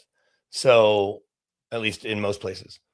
When you look at the timeline, with that being the week of the draft, you can miss the first week of OTAs, and it's not going to, for any of these vets, right? Right. Even if it's a brand new defense that you've never played in, these guys have played in enough defenses. What you're talking about, Calais, Cam, Vaughn, Shelby, Njoku's played in 6 different offenses in Cleveland, or 4 or 5 probably, right? That, I mean, I know some of them were just different versions of the same offense, that they don't need to sign, just like J.K. Dobbins in June. And going back to the running back thing, because, talking about Algier, I was surprised at that number because I thought he was going to be closer to 8 to 10, and I thought Etienne was going to be 9 or 10. Yeah. I didn't think he'd be 14 a year. When he is 14 a year, you say, okay, based on today's climate, that's a lot for a guy that has been good at times, but hasn't been great. Right. And you weren't going to do that when you already have RJ Harvey, and they really love J.K. Dobbins. The biggest reason J.K. Dobbins didn't play in the AFC Championship game is because he was their number one priority, as you heard Sean Payton say. Meaning, I heard him say that. They didn't want to risk that he wasn't 100% ready to go, which I understand guys play hurt. There's a difference between playing hurt and playing through injury and coming back from injury and then maybe doing more damage or hurting something else. And so, because I've been a pretty good authority that he was in his mind ready to go, even maybe for the divisional round game against the Bills. The Buffalo game, yeah. Taking the Do you think he plays if Bo plays that game? No, at that point, probably not. Although I guess that's an interesting way to look at it. Well, because to go out there and risk it all for a game where you're like, I don't know if we're going to win this one, maybe save it. That's actually a really good way to look at it. Then maybe so. But what was interesting, and he had practiced, and then he's there that Thursday, Friday, or Wednesday, Thursday, and by Friday, they made it seem like he had a setback. Oh. And I haven't done enough digging to say, okay, was that, or was that bracing everybody for Sunday? We like what we have well enough. We know what our game plan is going to be. We can't give you your first carries against this defense when we're just going to play the way that they played. Well, that's not true. I think they wanted to try to, light it up, but the weather certainly played a factor, and Stiddy wasn't dicing up that Patriots defense by any means. It was not even before. And so it was like, okay, we can't become too reliant on JK, where then he is going to get more carries, thus potentially risk an injury, because you look at what they're paying him. He'll be even more value than he was last year if, and I know it's always an if with him, if he can play the bulk of the season. Certainly, let's just say he does get banged up because he's running back in the NFL who has had a bad track record. If he can play in December and January and hopefully February, right, then it'll totally be worth it. And we're obviously not even, worried about any of those other backs. But Algier was the one after Etienne. I liked Etienne more in terms of 9-10 million, the dynamic ability. And I liked Algier just as instead of J.K. Dobbins. I don't think I need to see Algier, Dobbins, and Harvey, because you got too much Harvey. What? Get Harvey the ball. When he has the ball, he makes people miss. Certainly in the passing game. I guess my thing is, BK, we had JK, who had the size. He's of that type. And then we had like 3 5'8", 200-pound running backs back. Well, We didn't let's be have, fair, Dobbins isn't much bigger than that. He's just but he is bigger. he is bigger and he plays bigger. And he plays bigger. And so it was like 3rd and 2. And we don't have a guy that can just pound his way through there. I think this year they need to make sure they have at least another, it'd be nice to have one of these draft picks that comes in at 6 feet, 220, even if they're a third string running back. There's a few of those that are out there that would look nice in a Broncos uniform. And then I'll go back to what I said before about at some point in training camp or late when the cuts come, there's going to be some of these players that are what I would call serviceable backups for J.K. Dobbins. And I think we snatched one of those. I can't imagine they go into this season with the running back room they have right now after what happened last year. Although I do have a lot of faith that this is going to be J.K.'s year. I'm knocking on wood. He's going to stay healthy, and he's going to have 1,300 yards. He's going to be fantastic. But like you said, he's going to get banged up at some point. As long as he, it's not a season injury ending deal, then it was totally worth it because he's a perfect playoff. He's a perfect playoff running back for this team.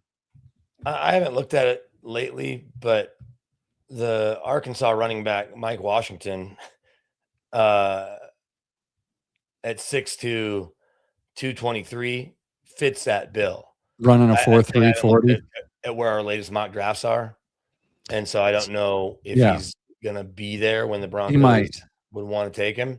He might. He had fumble issues. There's the move is on to bump. Somebody's trying to bump him down by the playing those games. It's possible he could be there at 62, but if he's there at 50, I wouldn't blame George and those guys for running up and grabbing. Absolutely not. Right.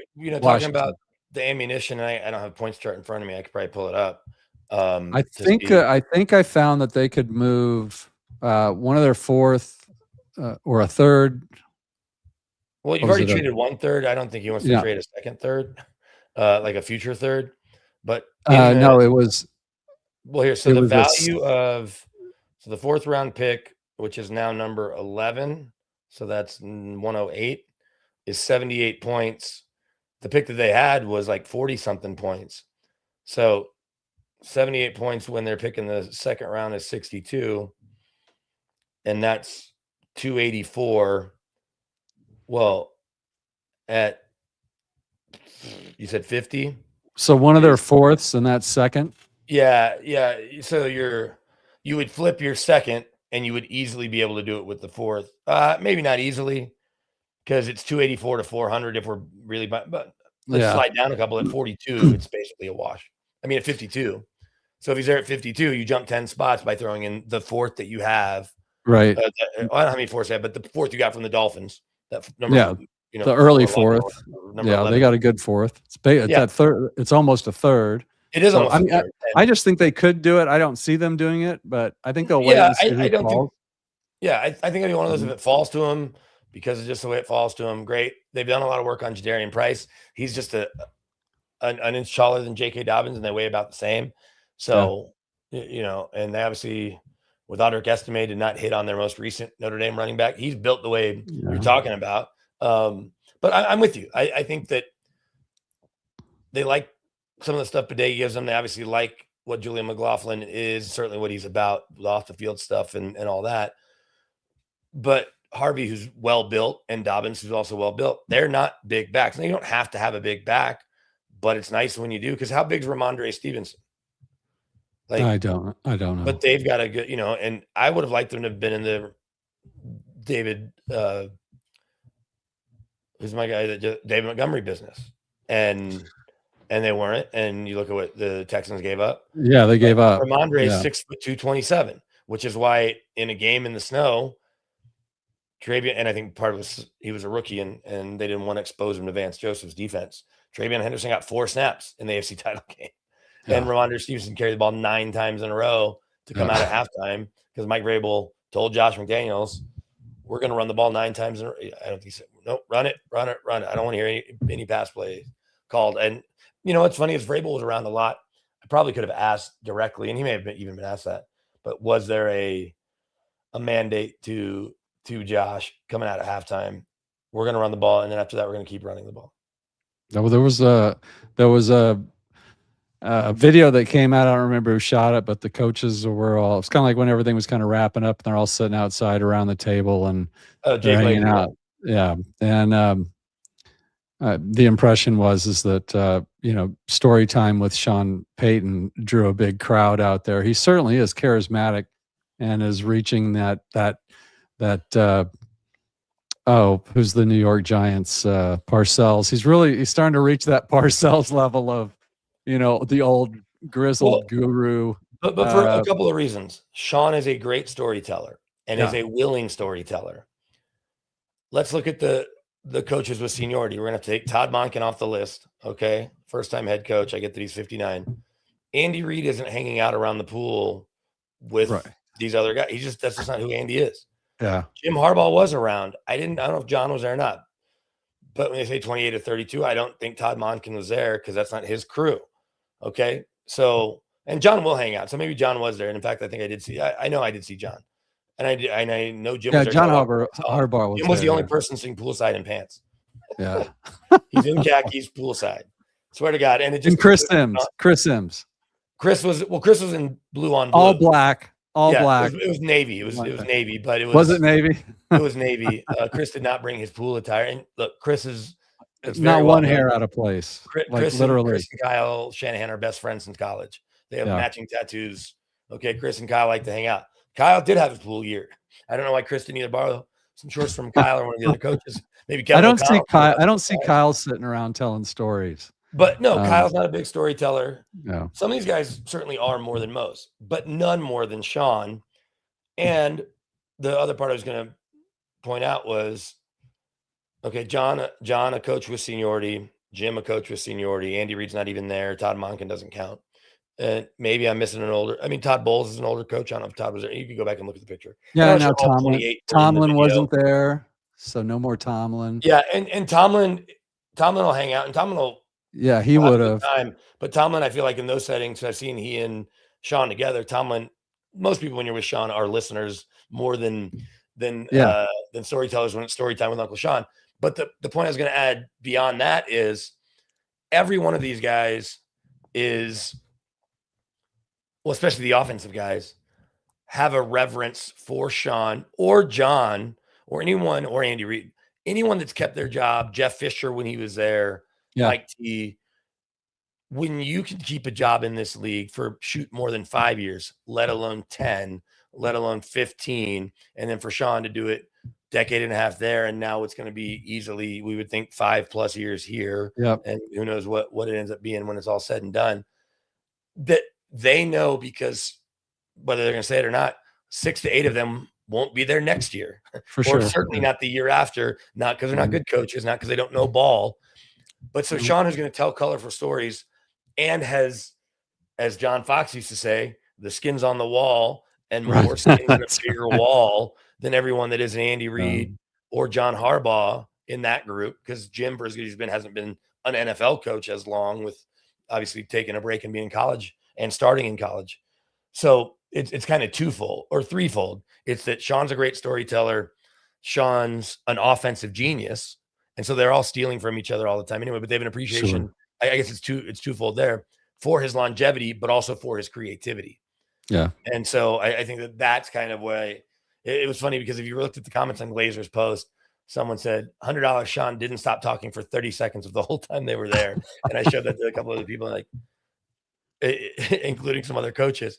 And they're like, yeah, that sounds right. Like, I was there, so, Sean McVay's a good storyteller too, but a lot of them are. But I don't know. Sean looks like a cool dude, acts like a cool dude. I'm assuming he's a cool dude. Who, Sean McVay? Yeah, Sean McVay. Yeah, Sean McVay though has a 1.5-year-old and a 3-month-old, and neither of them were there that I saw. So I think he and his wife were enjoying the couple of nights away and a little bit of just a little bit of vacation from the babies. And so that's my only observation as it relates to that. You got a couple seconds to ask you a couple specific questions Yes, about I'm what trying to came get out specific down answers. there. Not in. That first one that's kind of cute, I thought. The QB2 race between Stidham and Ellinger or Okay. Ellinger. Yeah. They're going to compete for that backup spot this year. I believe Sean's the one that put that out. Yeah. Are they going to keep all three regardless of what happens there, or what do you think? I think so. I guess you could play the scenario out where I don't think Ben DiNucci is back in the room, barring an emergency. He's waiting. He's living here. waiting. He's Yep. living in Highlands Ranch, I believe, or somewhere down south. Yep, he's around. Yeah. But I think that whatever you can construct of a backup quarterback competition, he will. I think that Stiddy and Bo are too close, and Stiddy is enough of a vet that everyone knows what. I mean, Sam Ellinger now qualifies as a vet too, in that he's just been around long enough. He's certainly where Stidham was in terms of years of service. When Stidham and Bo got here, right? Just Sam's in year 4 or 5.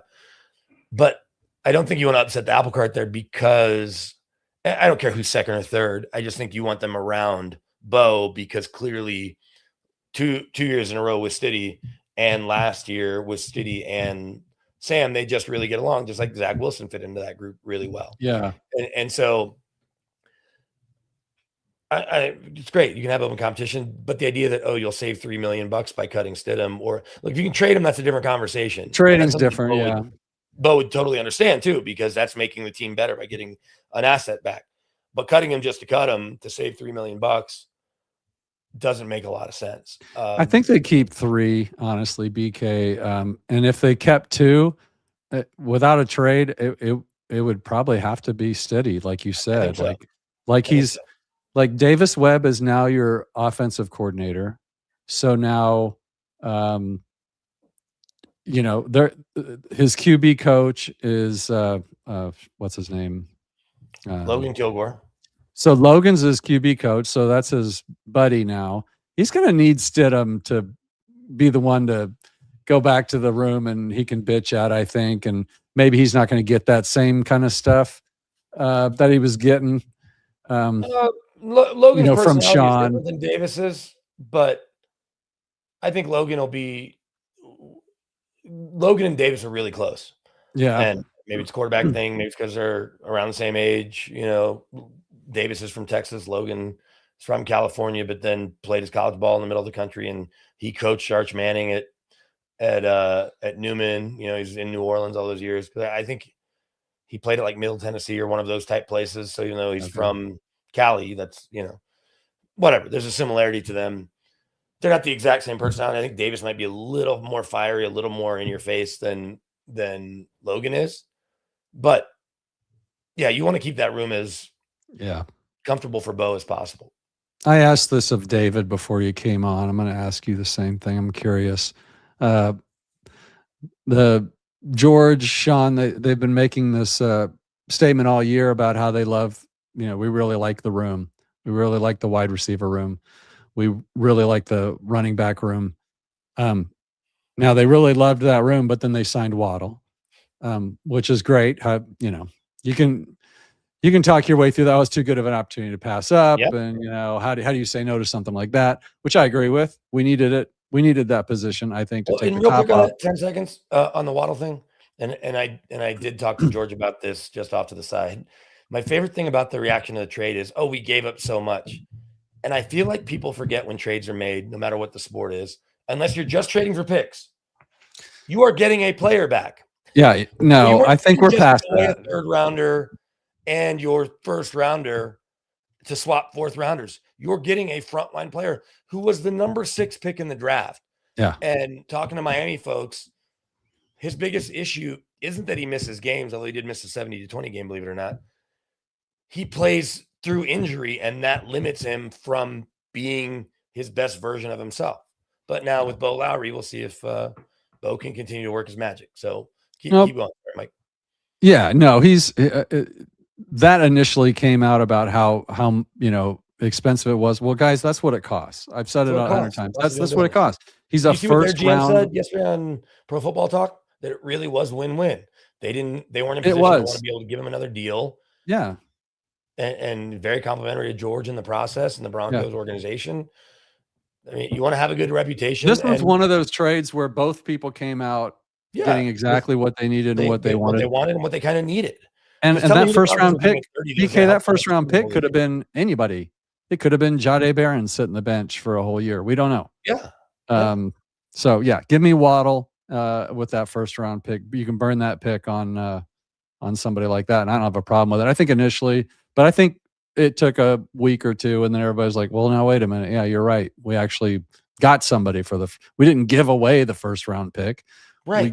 We got a first round worthy player who's just coming into his prime at 27 years old. Yeah, fantastic job by everybody around, I thought. So really happy about that. Really happy about the direction of the team. Initially, I have to admit I was a little depressed about the lack of what they were doing in free agency. The lack of frenzy. Yeah, like it's the frenzy. That's right. Sean does not want a frenzy. Were you there for Sean's? Well, of course Yeah. you were. You were sitting right next to him when he said, these, and I thought it was so cocky of him. He's like, a lot of these guys out here and he sees are trying to win day one of free agency, but we just want to win. Like we're smarter than you. He does this all the time, and then he actually backs it up, and he backs it up. And so the question, I mean, it's hard to argue. The Patriots, who definitely have spent a lot of money in recent years, did not this year because you know what? They played in the Super Bowl. The Seahawks were. BK wants me to stop interrupting you. You stop interrupting me. I thought I'm the one interrupting you. No, I think he wants me to stop interrupting you. No, I don't know. Either way, we're doing our best to just share our thoughts. BK and I know exactly what we're doing. We're fine. But his actual name is BK808. So I think he's just like a fan of you. I appreciate that. Or he loves 808 drums. 808. Or that 808 drum machine. But the Seahawks moves are predicated on they had a bunch of dudes that they lost. But the Seahawks weren't out to let's go, spend a bunch of money. The Rams were in the NFC title game. Did the Rams go nuts in free agency? When your team is good and you have your quarterback set and your roster is in really good shape, you're not going to be that active in the free agent frenzy period. The teams that have to make moves aren't good, which is why the Broncos had Mike McGlinchey and Ben Powers under contract within minutes a couple of years ago when the tampering period started. And Zach Allen was there because they needed to get better coming off the Nathaniel Hackett disaster. And and we didn't sign JK until June. Yeah, like June. The week before minicamp. Yeah, this is not over. Grandizer says Mike's hair is perfect. It's distracting me from what Brandon is saying. My guy, Mike. Thank you. Grandizer. I get 2 compliments in the chat a night, and so I always put them up because they're so rare. And my hair is perfect, so it's a truthful state. I want to show you something here. This was BK. This is for you. Can you see that? You got a big enough screen? Yeah. I'll look on my big screen behind now. me. These years should look very familiar to you. These are now these are the John Elway's first 1, 2, 3, 4 drafts leading up to the Super Bowl, which is kind of where we are now. And you look at this draft and you see 4th rounders, 6th rounder, 5th rounder, 6th rounder, 4th rounders, 3rd rounders. These are all guys who I kind of tag them as what's that? I'll ask you a question. Yeah. As you look at who are the 2 names that don't have rings? Rings. Shoot. You know what? I didn't even check that. Okay, let's go. It shouldn't take too long. Well, Shane was there. Let's see. How about this? I'm gonna go you one better. Take Brock Osweiler. Did Orlando Franklin stay for the Super Bowl? Orlando Franklin was a Los Angeles Charger. Okay, so there's one. You got big money. Big O got big money. Number big money. Well, who else got big money? Same time. Danny Trevathan in Chicago. Danny obviously started at middle linebacker in the Super Bowl. Okay, dang it. A bunch of those dudes got big money, but one got big money right when Orlando did, which should make it an easier clue. Oh, I don't want it. Was it Julius Thomas to Jacksonville? Exactly. Okay.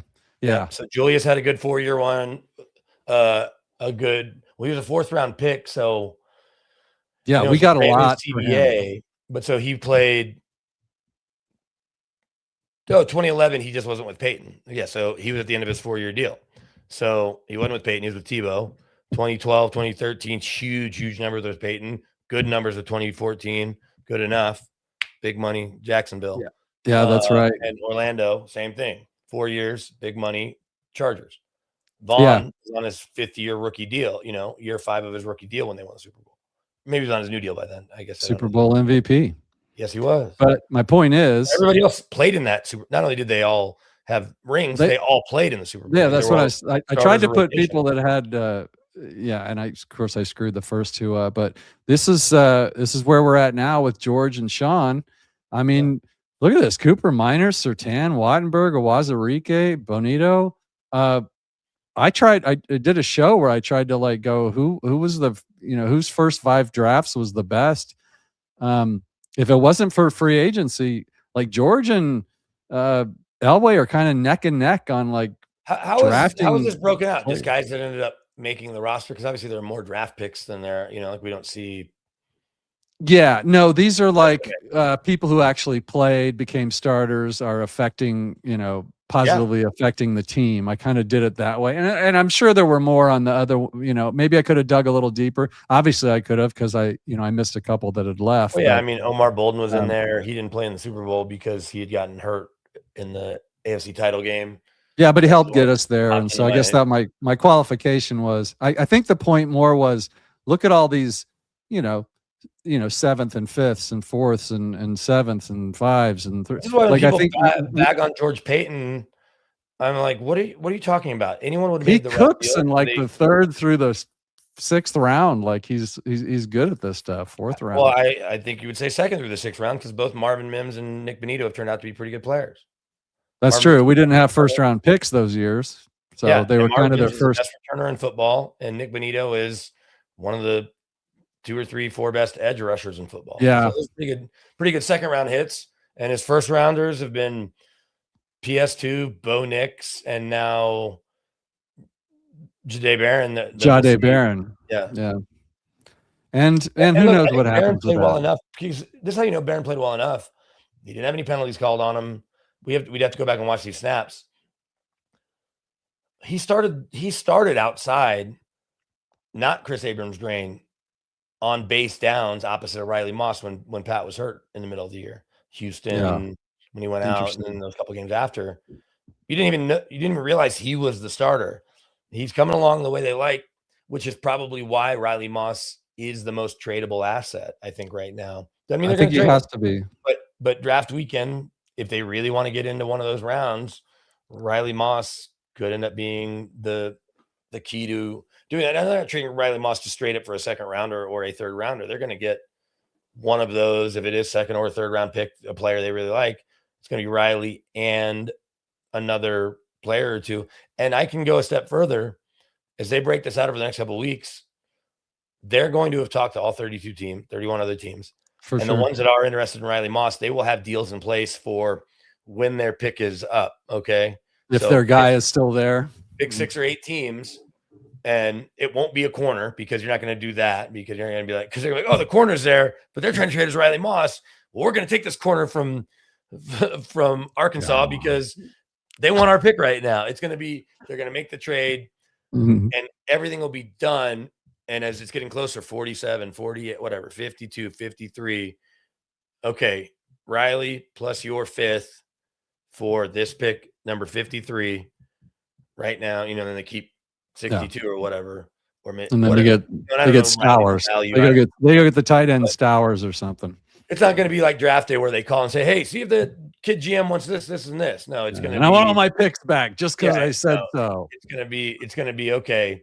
Philly wants Riley Moss. Dallas wants Riley Moss because Christian Parker's there. And Christian was with Riley, obviously, his rookie year.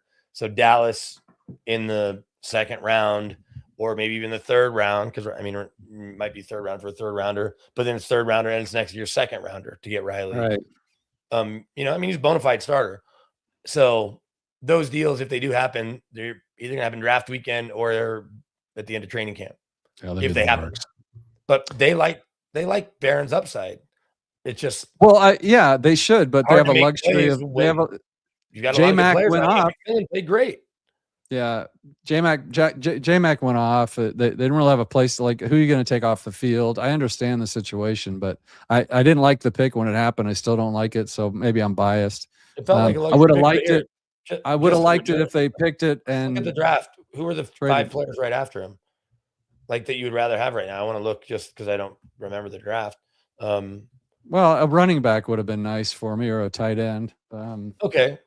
Or even a defensive line depth. I just felt like cornerback was like, oh crap. I really like it. Travion Henderson. Yeah, Travion Travion Henderson would have been right there. Would you like him much more than RJ Harvey?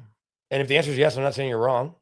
Yeah, I think it would. Maybe. I mean, but again, he had 4 whole snaps in the AFC Championship game, and I understand Seattle affected a lot of it. We can go look. I bet you didn't have much more than 10 or 12 snaps in the Super Bowl. But I'm not doing 2020. I'm not doing hindsight. I'm doing at the time. Yeah, I would have taken Travion Henderson. Yeah, you're right. You're right. Well, yeah. Okay, but so Travion Henderson's one. I just want to look real quick and see who else after just in that. Omarion Hampton, was he available or was he gone? Say that Did again. Omarion Hampton go to San Diego? Yep, 22. So you got right after us. 2 picks later. I would have taken Omarion Hampton there. Yeah. You know who maybe the best player in the rest of that round is, just looking at it. Although I do like the Campbell kid, is probably, well, Malachi Starks is a baller. Is the James Pierce Jr. for Atlanta. On the field. He was on our list of, surprisingly enough, he was on our want list. And question from Grandizer, Brandon, before you go. I've had you here for an hour and 45 minutes, and it's all right. Got to do my makeup birthday dinner whenever my wife lands. Right. When was your birthday? Or was it her birthday? Yesterday was your birthday? Yep. Happy birthday, my friend. How did I miss that? Brandon, did you know the Waddle deal was coming before it happened, or did you have a gut feeling something big was brewing, or no? No, and this is where I get on my soapbox for a second. This predates my wife, but let's go back to Mike Shanahan being fired. I was on vacation because the season was over, and I went to visit my family. I grew up in Dallas. My family, my mom and stepdad, and then ultimately my sister moved to Chicago when she graduated college, like right after I got out of college. She followed them from University of Houston up there, and then now she's been in New York for a long time. So I'm in Chicago at the Field Museum, come outside, and at this point, I'd been at the Fan for a couple of years and was certainly the guy that could get players on the phone and had everybody's numbers. And the Field Museum, Museum of Science and Industry, a lot of it's underground. I come outside and my phone is going nuts because Mike had gotten fired. Fast forward to meeting my wife. Well, even before my wife, Peyton Manning. This is not vacation. Peyton Manning signs. I'm at my grandpa's funeral. Peyton Manning retires officially. I was actually out of town working for Westwood One. Was certainly married at the time, but John Fox got fired. Was on vacation with my wife or whatever he did, because season was ending and we went up to the mountains. It wasn't like we weren't exotic locales. Nathaniel Hackett, we are off for Christmas. I didn't travel to the game because I was still at KOA at the time. They weren't sending me, but we're in the mountains, and understandably Hackett gets fired. Russ gets signed. It's our anniversary. It happened right after Aaron Rodgers was staying in Green Bay. We could keep going. When I go on Fox 31, they joke like, "Oh, because there's a couple times I was in the mountains, just like in the middle of the week or early. Like, well, Brandon, you worried that there's going to be some injury news or whatever because you're not at practice or whatever it may be." So they had all offseason and the first week of free agency to make that trade. We get on a plane to Mexico for spring break, land Monday, Tuesday morning. It's like, okay, great. Or maybe it was Monday night. I can't remember when the trade went down. Monday afternoon. It was Monday afternoon. I do something on the phone Monday afternoon, Fox 31 and Channel 2 from our hotel patio in beautiful Cancun. I did not know it was happening, but I did. There's a video out there. I did do 5 things I thought would happen at the start of free agency. All 5 things happened that I predicted. Yeah. That's why he's for a veteran receiver, that they weren't going to go sign one, but they weren't going to do Alec Pierce. They weren't going to be in that sweepstakes. But ultimately wasn't a sweepstakes, but that they would kick the tires on veteran receivers, and they did, and found one they liked. I thought that I said they would absolutely be bringing Dobbins back. I said they weren't going to break the bank for a running back, and I said that JFM was going to go to likely Tennessee or the Raiders or Buffalo, but Tennessee made the most sense, and he did. And I said that their priority was going to be signing their own linebackers, not a different linebacker.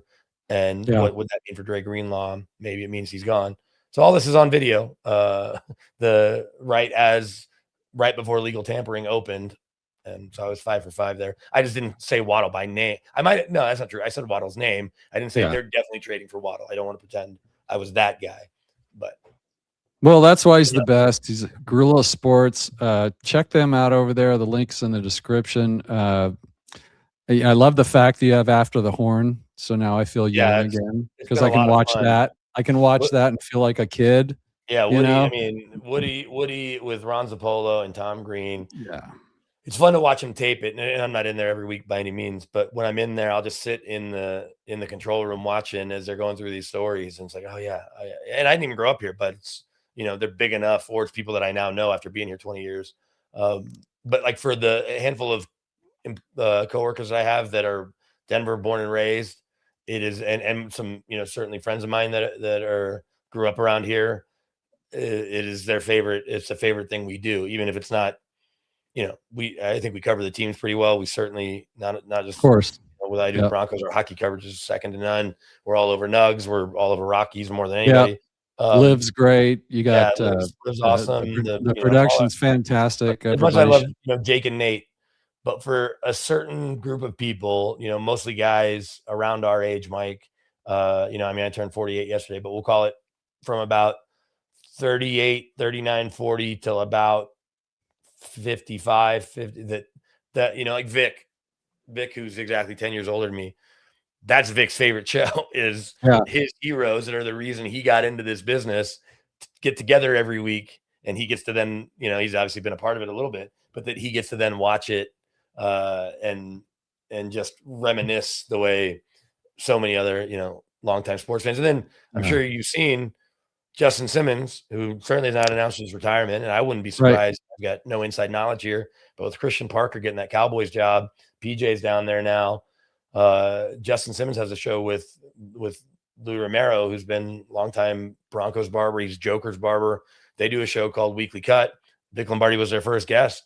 They did a show last week, no guest. They had Vic. I think PJ Locke coming up here soon. I'm sure we'll see some other familiar faces. Wouldn't be surprised to see PS2 on there. So that's really exciting to have Justin Simmons in the fold with what we're doing here at Gorilla. Even though he's again not ready to hang those cleats up just yet. No, and he shouldn't be. I mean, he's right on that edge where he still knows he's got some left in him, and he's looking to see what's out there. I've checked all those shows out; they're all great, guys. Guerillasports, obviously, like I said, the links in the description. BK, can't thank you enough for bringing to getting your kid inside and rushing into your studio and helping us out. Loved the stories. We'll have you back on this year. Don't forget, you're on Mic'd Up this year. Ooh, when are we going, and who am I playing trivia against? Who's your pairing? Where is my pairings? I don't. Can I go against Darren? Going against DMAC? You might be. Okay. Are you calling your shot? Is that who you want? You want DMAC? I mean, I'll take on anybody. I don't really want to play trivia against Mace, although I know my. Well, we're not going to do too much. We're not going to do trivia. Oh, we'll do a little bit, but no, I just look. I've got you down. Friends. Oh, I've got you down for Albright right now. That's fine too. I was texting with Ben actually last couple days. We got you and Albright, Romy Bean, Sanford. Let's see, where did I put DMAC and Ben? Troy Rank is with Stray. Ben's double dipping and he gets DMAC? No, it's Ben from Sports Talk. Okay. Third largest Broncos YouTube show in the world. You've just probably never heard of it because we're too busy. I just know the YouTube show in the world for the Broncos. Perna's counts, right? Well, it would be if it was a Broncos show, but he's national now. But yes, he's got 850,000 subscribers. But he's a Broncos fan who does a lot of Broncos content, but he's not a Broncos show. But it would be DNVR. I'm just DNVR is number one. Okay. As it stands right now. All right. So, and then know the bar that has been set. Yeah, new ones this year. We got Romy Bean the company and start that podcast. I guess I should take pride in that too. It's true. You did. I've got your history in front of me. Well, I and would like. look, I've got Perna on again this year. okay, I good. would like to get. I'd like to get Liv on. Okay, I'll see if I can Can you coordinate that. do a Bonafides on me with her because she doesn't know who I am? Yeah, And she I'm doesn't. happy. I'm happy to let her know that you want her to come on, and if there's a spot, Yeah, for her, just have her follow me on Twitter so I can Yeah. send her a message because we'd love to have her on. It was great. There's not enough. Like I told Romy, I said there's not enough girls on this show. It's just Yeah. a bunch of dudes. It's ridiculous. There's a lot of quality people out there. Rachel Vigil. Rachel V Hill's great. Neil's coming on this year, so Yeah, happy. Rachel I'm V Hill's excited about great. Rachel. Brady King does a really good job. Who's If you wanna that? reach out- From Channel 7 here in town. You know, she covers everything in town, but she'd be worth reaching out to as well. I think I can help. She's another BK, so that gives her an extra. She's from I'll get with the Denver. off. She's been I'll get with the for a while, so offline. I'll get with the maybe offline, and I'm gonna start sending out dates soon. Love you, man. You're one of my favorites. Can't wait to see you again. I really appreciate you having me, and Yeah. it's good to be able to talk about this because we're, you know, I'm not saying we don't have anything, but I don't have an active show that I'm doing this week on perfect. Gorilla, and so Okay. to be able to chat with you about some of the stuff that I heard and saw down in Phoenix was great. So thanks for having me, Mike. I mean, I'm just gonna Thanks, send Dave. out. I'm not. I'm not shy, BK. I'm gonna send you a DM saying, "Hey, I got nothing going on. What are you doing tonight? You want to get on talk ball?" And Hey, if you all say anybody yes, can say is you no, say right? no. You say no. What's that? It was always my theory, and I've said this to my wife, so I'm not speaking out of school. But you shoot your shot with a young lady at a bar. Yeah. You already weren't going home with that person or guy, or, you know, whatever. The person that I'm saying girl to guy, guy to girl, you were going home by yourself. So the only thing that can change is now you may not be, or you got their number. You didn't have their number before. Oh. If I can do it, you know, I'm always happy to hop on, bud. So yeah. Well, you're great to have on, and just like you said, I don't remember if it was you or somebody told me, just ask them. And Yeah. when I started doing the mic'd up series, I think it no was one me. I can't remember who it was that I told you to ask. take credit for it, but nobody's ever said no to me. And Well, that's when good. they do, I'll understand. But so far, everybody says, "Yeah, I'd love to come on." Hey, as somebody who worked as a radio producer, first and foremost, when I got into this business on the radio side, on the media side, that wasn't print, I guess electronic media. Yeah. The amount of no's that you get is pretty substantial, but the yeses that you get from some of the biggest names in the history of sports and even outside of sports are great. And so I'm still trying to get guests on my show, trying to get guests Super Bowl week with, you know, Woody Page and Shelby Harris and me when we're down there at the Super Bowl and I lost my voice. So I'm never gonna say no unless I'm on vacation in Mexico, and even then I still make it work, much to my wife's dismay. But well, I'll be in Key West in 2 weeks. You'll see me live from Key West, and that'll be cool. Good luck. Maybe we'll get Jake the Snake. You can talk him into coming on one of these nights. I'll see if Snake. You should get Snake and Nate together and have them talk cold tub. And I mean, they already talked. Oh, I'd love that. Yeah, I'd love that. Let them know. I'd get them on, promote their show, and hear what they got to say. We'd love to do that. BK, let's get out of here. Once again, everybody, links in the description. Broncos Country. The chat was amazing. Couldn't keep up with you. Appreciate it. And but we'll catch you. I don't know. We'll catch you Saturday at the latest. We'll see what happens. Happy Easter, everybody. Go Broncos. And happy Passover.